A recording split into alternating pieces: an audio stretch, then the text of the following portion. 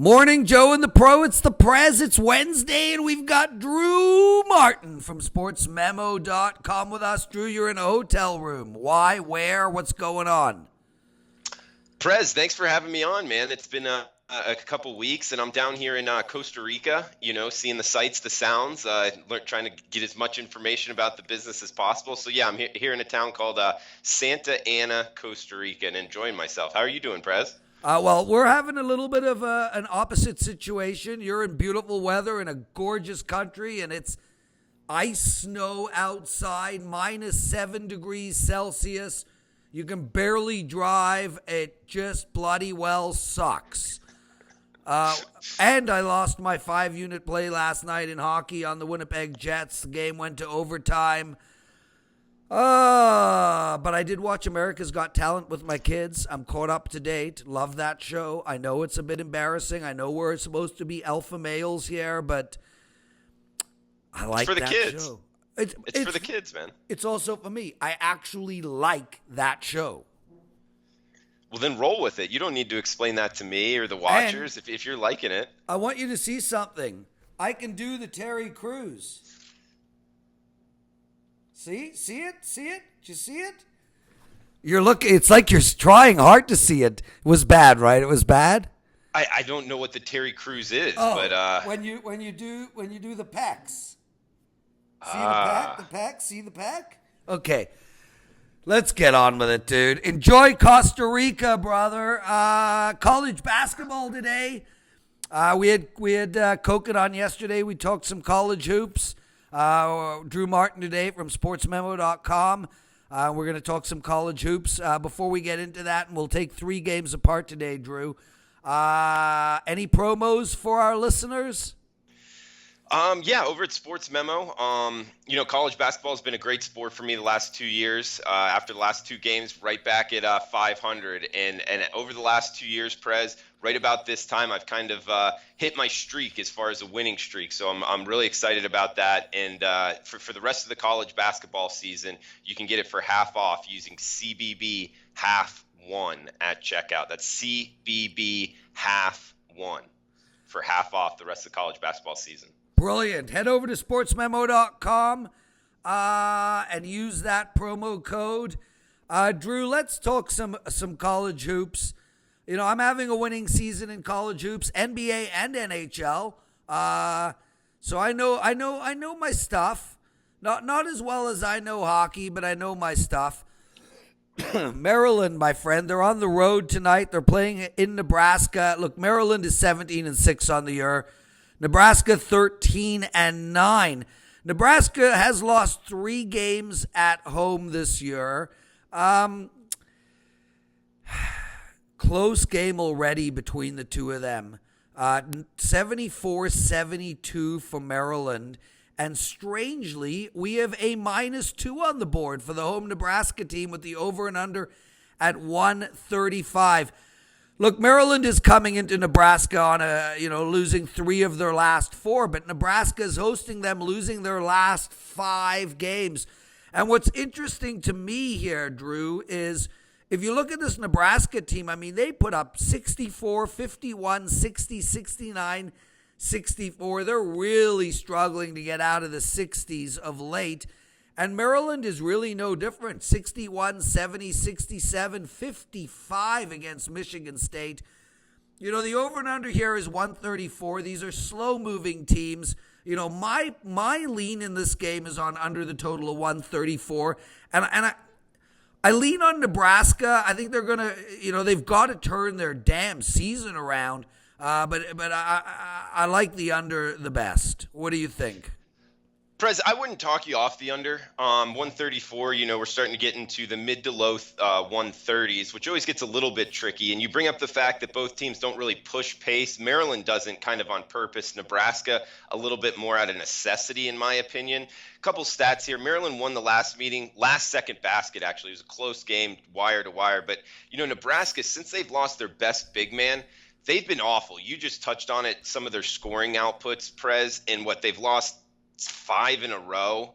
and also 2 more in the Big Ten. So just a month ago, Prez, we were talking Nebraska, the Cornhuskers, possibly a Sweet 16 team. I doubt they make the tournament. Heck, you could make the argument they won't win another Big Ten game. They are favored here because it's at home in Pinnacle Bank Arena. But I like Maryland here, especially in this price point. Maryland, I think, has a little bit more talent offensively. They don't push the pace as much, a 200 team as far as offensive pace goes, but they will hit 74% of their free throws. That's a lot better than Nebraska. So a close game down the stretch, I want that in my back pocket. And again, I think they're the more talented team with more to play for. In my opinion, the Terps will be in the tournament. So I like the underdog here, Prez, to go on the road and come out with a victory, but I would put the +2 in my pocket. He's Drew Martin. I'm the Prez. Drew likes Maryland plus the 2, and I lean slightly on under the total. Drew, a 12-10 Notre Dame team playing against Miami, Florida at 9-12. Just two abysmal teams. 61% of the general public are on U of M tonight. The home team, Miami, is -3.5. The over and under is 144.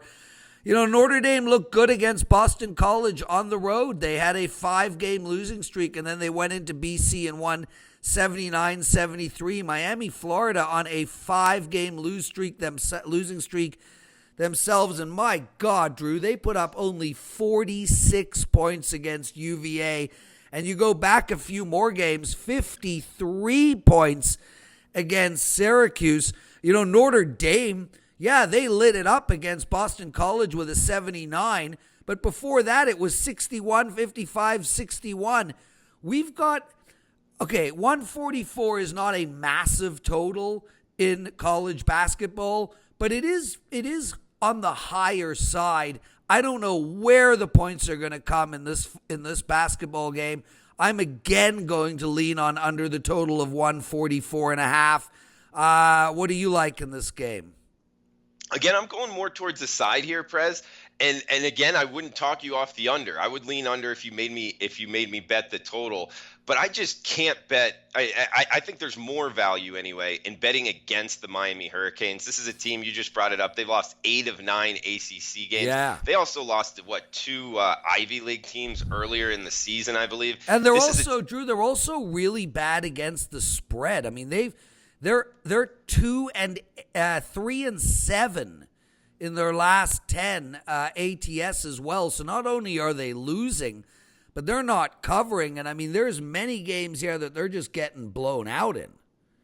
Yeah, when they go against the ACC teams, it's almost like they're not competitive. And a lot of that has to do, Prez, they only rotate 7 guys. They're really banged up. So as far as, depth issues in the ACC, that's probably the worst conference to have depth issues in. And we're seeing it here with the Canes. They are going to be at home, but there's a lot of Notre Dame faithful there in South Florida. So I wouldn't put a whole lot into home field advantage here. Also on the Notre Dame side, Prez, John Mooney, 8 consecutive double-doubles. This guy can score it, and he can grab rebounds, 13.2 rebounds. That's what he's averaging per game. That's the most in any Power 5 conference. Notre Dame, a young team, which always worries me on the road, but they almost have 2,000 minutes now with just their freshmen. So these guys are starting to get experience, almost that slogan of towards the end of your freshman season, you play more like a sophomore. I would take that into account. And just like the Maryland-Nebraska game, Notre Dame's the better free throw shooting team. So in a tight point spread range here, like we're getting 3.5 with the Irish, they're hitting 74% of their free throws. I like it again. I like the underdog again, Prez, in this one. He's Drew Martin. I'm the Prez. Guys, check us out every day at WagerTalk TV. We do 2 shows a day, Puck Time and Morning Joe and the Pro. And Drew, give out that promo code again. A half price for Drew's college basketball season. Takes you all the way through the madness. CBB half 1. And yeah, no extra charges later, all the way through the Final Four National Championship. Half off CBB half 1 at checkout for the rest of my college basketball season. Drew, I love this game we're going to talk about now. A +12.5 home dog, and rightfully so. Just a terrible Colorado State team at 9-13 on the season. And they're playing the number 6 seed in Nevada, which I mean, look, we expected Nevada to be good coming into the season. I don't know we would. I don't think any of us thought they would get to a number 6 seed. And not only that, Drew, but I mean, this team is putting up 100. Last time they played each other, Nevada 100, Colorado State 60. If Nevada puts up even 90 points in this game, and they've put up 90 points many times this year, this game goes way over the total. 153 is the total, plus 12.5. Nevada is on a 7-game win streak.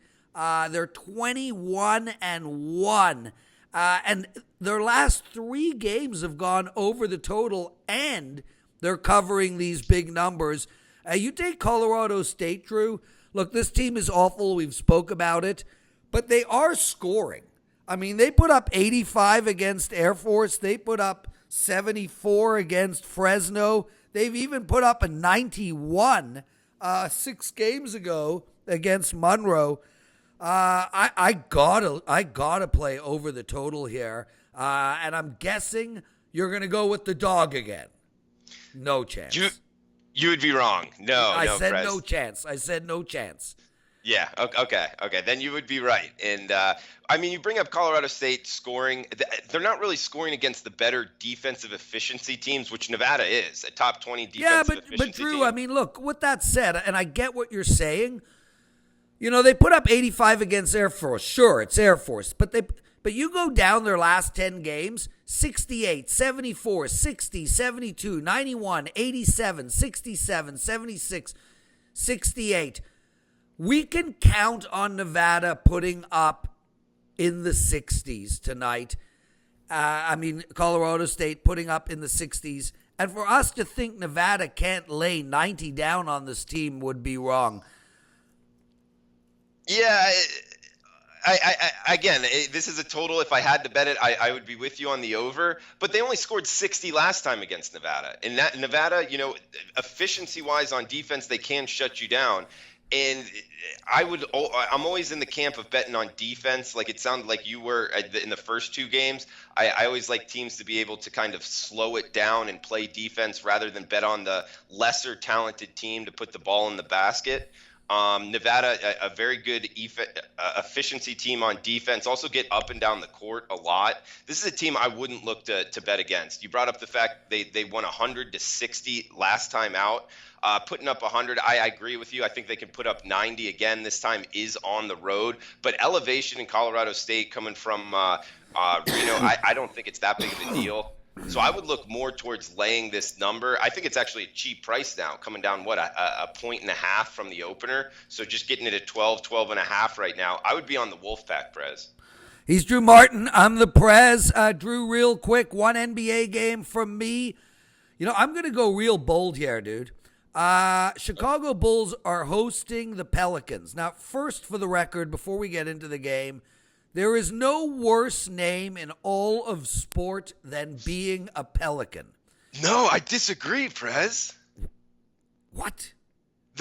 They're one of my favorites. The Pelicans, I think it's wonderful.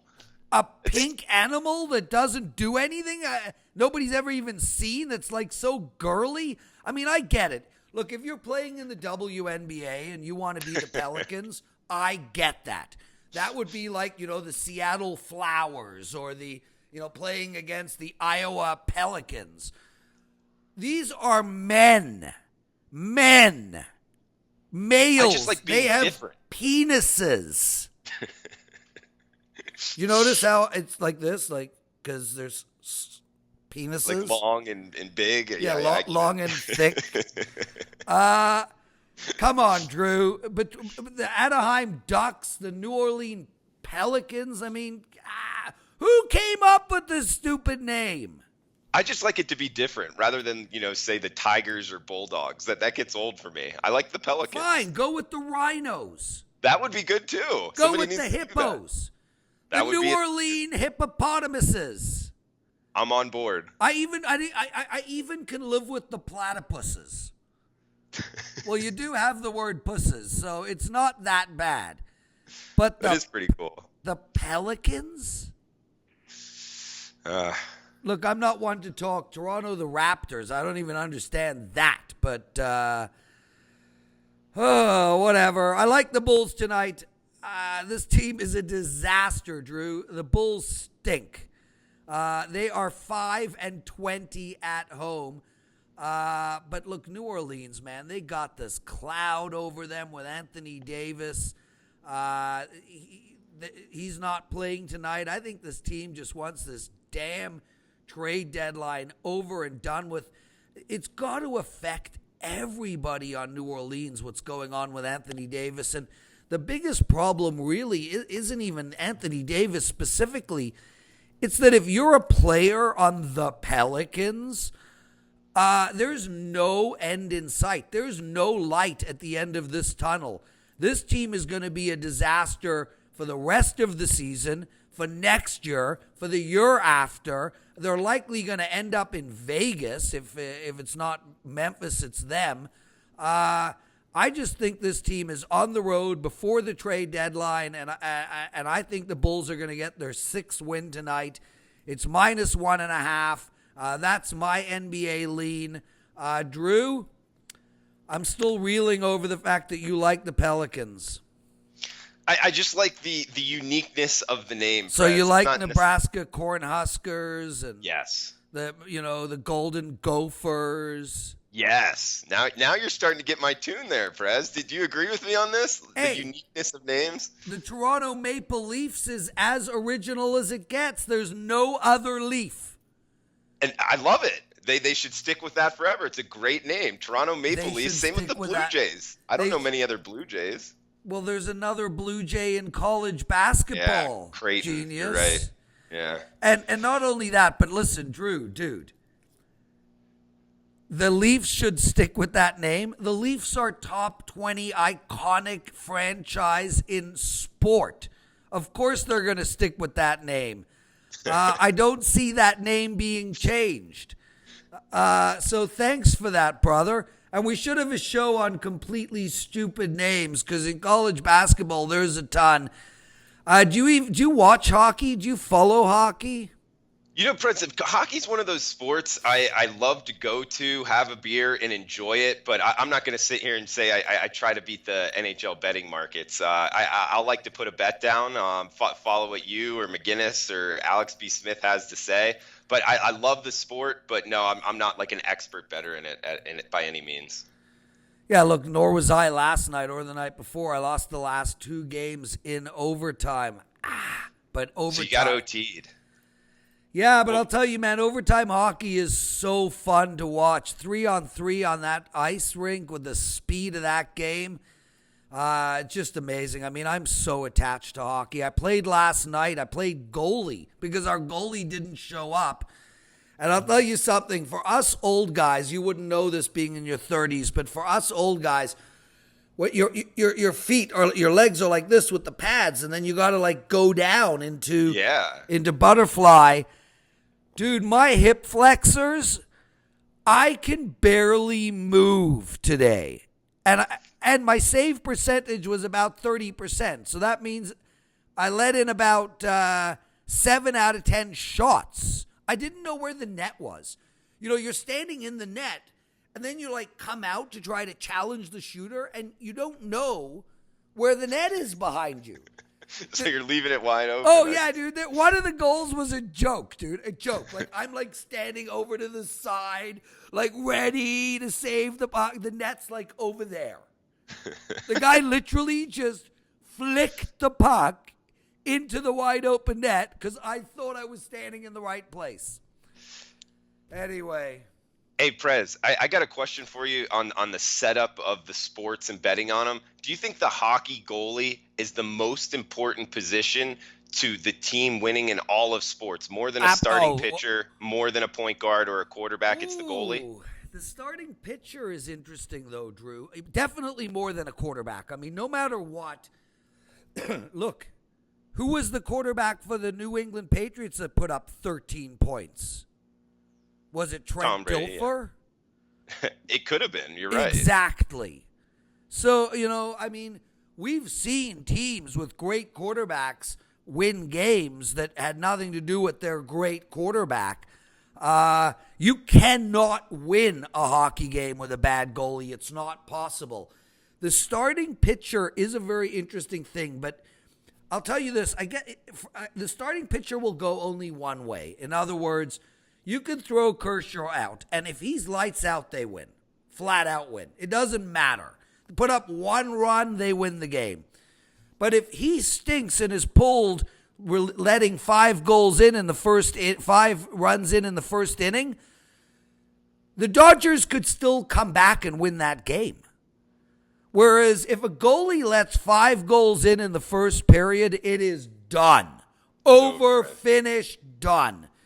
So although I think the starting pitcher could have as much effect on winning a game in baseball, they have less effect on losing the game. Because, these offenses can go wild and they can put up 11 runs and you can win an 11-8 game. That just doesn't happen in hockey. So, yeah, Drew, the goalie would be the most important position in all of hockey. And I'm just racking my brains thinking about other sports. I love cricket. But there's obviously no position in cricket like that. And I'm a huge rugby league and rugby union fan, and there's nothing like that. I would say the golfer is very important in golf. The tennis player would be very important in tennis. Okay, yeah. But in any team sport, it's the goalie. I'm with you. Yeah, I would say by far. But then you look at somebody like Belichick, right? Is the coach in football almost as important as the goalie in hockey? Yeah, in college and the NFL, I believe so. Heck, even high school. Well, it's all coaching sure. in football. College for sure, because the coach in college is different. The coach in college is the recruiter. So when you look at Dabo, right? Clemson's going nowhere, Drew. Clemson is going to be in the top 2 to 4 teams so long as Dabo is there, because he is a recruiting machine. And it's same with Saban. So it's not only how great they are on the field and what their game plans. I would say the coach in college football might be the most important position in all of sport. I would say it is. Yeah, and you're right, because the recruit, it's the CEO of the program. You're like the CEO of right. Apple when you're the head coach for Alabama or Clemson, and you can see what it does. Even in the small programs, some of these teams will go 3 wins to 10 wins in 2 years, and it's because of the young coach that then gets a SEC job or something. So don't we see that all the time? Anyway, brother, thanks for the show. I got to run. You're the best. Be well, and listeners, make sure to check us out every day, Monday to Friday, at sportsmemo.com, wagertalk.com, and at WagerTalk TV on our YouTube channel. Be well, Drew, and enjoy the rest of your trip. Thanks for having me on, Prez. Best of luck with your bets, man.